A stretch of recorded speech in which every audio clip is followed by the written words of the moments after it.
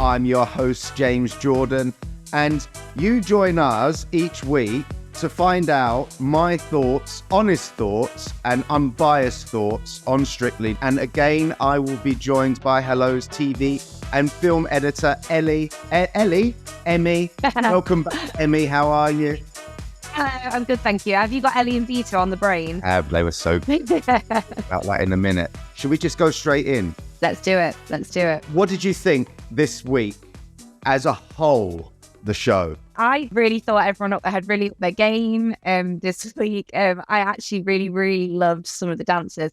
And I think the gap between the people who aren't clicking with it and the ones who is becoming more and more obvious. What did you think? I thought it was a show that could have been brilliant. I just felt overall, the show started off very weak. Lots of mistakes, and then gradually it got better and better. We still had some amazing performances, but I think the show in general, I didn't think it was that strong. That's just my opinion. Interesting. I mean, well, let's talk about, let's kick things off with the latest person to leave, Eddie and Karen. Hurts. Which, you know, it makes me sad when you see someone who so clearly got the bug. Like, he clearly was just loving life on that show. So it makes me sad when you see someone who's having such a good time go. But do you think it was the right decision? Oh, it was definitely... Okay. It was definitely the right decision that he was in the bottom two with Zara. I think the public got that right, but the judges didn't get their part right. They have one job at that point, to judge the dance-off. Now, if they were judging the dance on the night, I would say they probably got it right, because Eddie made quite a lot of mistakes in his dance on Saturday. Yeah. And then on Sunday, he came out, made no mistakes, was a much better routine. Still not great, but was it better than Zara? Yes. And I really like Zara. I've got a soft spot for her. She was amazing last week. But in my opinion, the judges got the dance off wrong. They sent the wrong person home, but it was 4-0. They were unanimous with their decision. Yeah. It was not a unanimous decision, in my opinion. The fact that Eddie didn't get any of the judges' votes, I found very strange. Yeah, why do you think that was? No idea. What's your theory? He's got more natural ability. He had a more difficult dance. He had more content in his routine. Zara was lifted for a lot of the time, which is easy. If you're in the air, you're not dancing, are you? You're just being lifted and holding yourself. And they could argue, oh, yes, but it's a skill to hold yourself properly. The lifts weren't brilliant. He didn't hold her up there for very long, and then he dropped her on his shoulder. It was all a bit clunky. I found it quite wooden. So the fact that it was unanimous, I find it really bizarre. For me, it was clear that Eddie was better, and my heart would want to say Zara. So if there was any excuse for me to say Zara was better, I'd be saying it right now. But she wasn't. Eddie was better. It's a fact. We should say to our viewers, you should leave in the comment section on YouTube whether you thought Eddie was the right person to go or not. Let's talk about the people still in the competition then. Sorry, Eddie. Bye. Sorry, Eddie. I would have said, buddy. So obviously we opened with Annabelle and Yanes. Yeah. I thought it was a lovely routine, but maybe one of the couples that are starting to be left behind a tiny bit. I think so. I think that I still watch her and think she has massive potential. She's got Johannes, who is an amazing teacher. So yeah, she's got everything going for her, but it never really works on the night. It was a great opening. It was fun. Didn't particularly like the music. I remember week 1 and 2, I was going, oh my God, whoever's picking the music choices, well done. You're doing such a great job. It's really gone downhill. I don't know, maybe they're just picking them out of a hat now, because some of the music choices are really bad. I think she still has potential, but if she leaves it too much longer, it's going to be too late. She'll be gone. It still looks very unrehearsed. That's my biggest issue. And she needs to throw herself into it a little bit more. It's all too nicey for me. And then straight away after them, we had Nigel and Catcha, who... mistakes. You know, I actually really wanted to ask you about this, because he made a massive mistake, still got really decent scores. Like, what happened there? Well, this is coming from a place of love, because I love them. You know how much I like them. Catcha is a genius choreographer, and it was no different this week. I could see the routine was absolutely fantastic. Maybe a little bit too much fluff around the Foxtrot, because essentially it's still a Foxtrot. And there was a lot of stuff where they were apart. And the Foxtrot they did do, he totally messed up. I'm not talking a little trip here or there or miss a little step. We're talking whole sections, and they didn't have that much Foxtrot anyway. So all the Foxtrot they were supposed to do, they didn't do. So how the judges can then come out and give him 7-7, 7-8 when he hasn't done any Foxtrot correctly? Not any. He's done fluff at the beginning and the end. So if they were in a proper competition, they'd be out first round, they wouldn't get any marks. Are the judges watching the rehearsals, getting their score, and then not knowing what to do? Oh no, it's all gone wrong. What do we, I would have given an 8, I'll give a 7. No, listen, what has happened to Craig this year as well? Where's Craig gone? Who is this man? He's on Strictly Come Dancing. I don't recognize him. Has he been told, you can't say anything nasty? You've always, even if he does say something nasty, you'll notice he always ends with a positive. But that is not normally him. He's normally, which I like that light and shade. The reason he was one of my favorite judges was because he normally said what I was thinking. I would have given Nigel and Catcha a 4. So how can you give it 7-7, 7-8? I find what the judges say and what they score don't always represent it, like they're not connected. We know that there was massive mistakes, Yes. but they still scored higher than other people who maybe aren't naturally as good at dancers or not necessarily trained, but hadn't made a mistake. So my question to you is there an element of favoritism there as well? It's nonsensical, Emmy. It's nonsensical. I would love, it would never happen, of course, because they'd never allow it to happen. I'd love to sit in front of the judges and say, can you justify that to me? Justify it to me, because you might think you can pull the wool over the public's eyes, but you can't. They've been watching it for 20 years, Emmy. They know what's right and what's wrong. They're not stupid. They went up, they got their scores. He turns to Claudia and went, we should go wrong more often. Even he is laughing at what the judges have scored him. Even he thinks it's mockery. There's no point in them sitting there. Let's get rid of the judges and just let the public vote for who they want to, because they didn't do their job. And they gave it 7-7, 7-8, and he did no Foxtrot correct. You come here for strictly the truth. That is strictly the truth. I'm angry. I'm like, on a lighter note, let's talk about Krishnan then. Yeah, let's talk about Krishnan. Krishnan and Lauren. But who, by the way, this is Lauren's first time as a professional with a celebrity. And I just love her. I think she's such a breath of fresh air. She's such a wonderful person. She's doing an amazing job. For me, it's a skill to take someone that can't dance and make it really entertaining, which she's doing week after week. That is a skill within itself.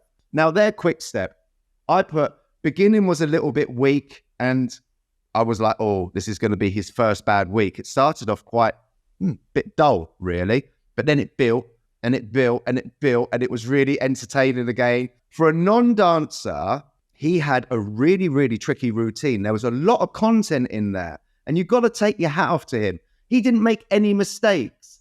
When there's people that are going out there that are trained dancers making mistakes, he's a non-dancer going out there doing a difficult routine with loads and loads of steps.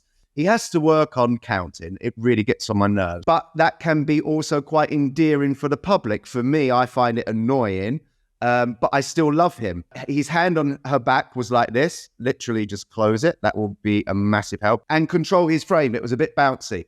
Apart from that, entertainment-wise, it was amazing. I would have given him a 7. Craig gave a 6. And the other 3 judges would have given an 8. So I'm pretty right there, I think, as well. But I love him, and I know you love him too. I do. And I'm so like, he's just it's such a joy to watch. Like, you really pay attention to when he's on the screen, don't you? Because he's just having such a great time. And I think he's going all the way. So I think we're going to find out. So shall we talk next about Ellie and Vito? Oh, yes, please. Oh my God. Oh my God. It was amazing. And also just Vito. Oh, I agree. Insane. For someone that is totally straight, like proper geezer, he was sensational. He was amazing. I actually wrote on here, He was exceptional, and he was. From the beginning to the end of the routine, he was full on, passionate. The routine was amazing. I liked it. There was a couple of little things where they did their twist turns. You can do single timing twist turns, or you can do syncopated twist turns, which is more advanced. And in the second one, they did the single timing. But I watched it back and I thought, okay, maybe he could argue that it fitted to the music better. I did say that some of her steps were a little bit walky, whereas he was so powerful.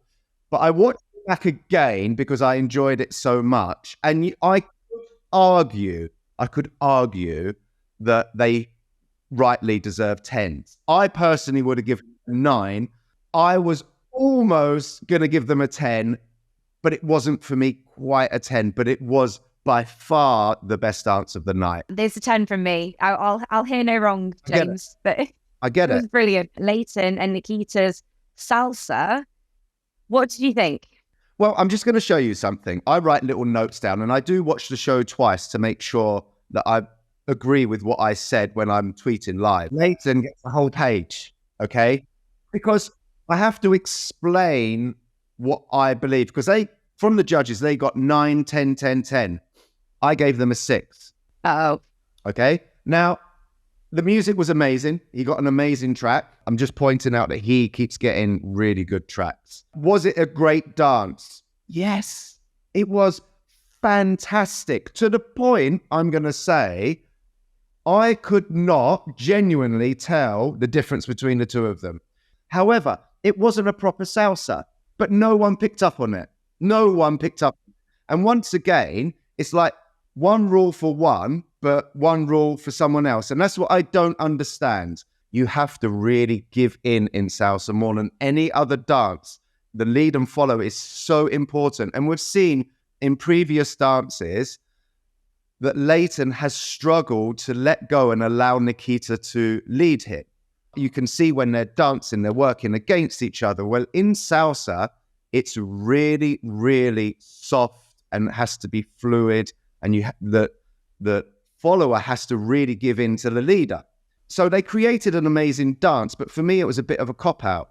People were probably going to slate me on here. And listen, this is only my opinion. I've never been to a salsa club. I've never danced it before and stuff. So when I'm watching that, I'm like, that was incredible. It was. Obviously, but you're the one that knows. It was. How these things are meant to be. And if judges had gone, if Craig gone wasn't a proper salsa, 4. And then the other judges go, but I liked it, 7. And do you know what I mean? And the audience are booing because they thought it was so great. Pick up the phone and vote for him. But the judges are there to do a specific job, which they are not doing. Shall we move on to Bobby and Diane? So someone wanted to know what you thought about the height difference between the two of them, which we did talk about last week, but it ended up on the cutting room floor. So I said we would talk about it this week. It does make it more difficult for him in the ballroom because when you're driving through, sometimes you can knee the lady in their nether region, which is not comfortable for anyone. Yeah. But it actually... I wasn't expecting that response. Yeah, I'm just letting you, that's kind of the reason why it becomes so difficult. Because if you think about it, in ballroom, you need your centers really at the same kind of height because then the legs drive through underneath. You don't want to be kneeing each other in the groin all the time if one person is that much taller. But the reason I actually going to disagree was because in this dance, the Viennese waltz, he was so in his knee. Right, he has to because Diane is smaller than him. I think they did such a fantastic job. The first Viennese waltz of the series, actually, that for me wasn't skippy, and that was because he was so in his knees and so controlled. Diane has done a fantastic job teaching him the technique of the Viennese waltz and how to make it fluid and soft. I would have given him an 8. Craig gave him a 7. The other judges 8, 8, 9. So I'm not sure what was going on behind the scenes or what, but this week seemed like such a return to form, and yeah, proper favourite. Really good. Yeah, I know you're not going to be happy about this one because we had Adam and Lubo, but they were doing a couple's choice dance, which isn't your isn't your favorite. Wow. So what did you think? I have a bit of behind the scenes scoop about this as well, because actually a couple of my colleagues at Hello went to see the show on Saturday night, and apparently before they danced, the VT was quite emotional. I think Adam was talking a lot about his dad, and apparently he was just so emotional after they played the VT before they danced, to the point where my colleague was a bit like, is he going to be okay doing this?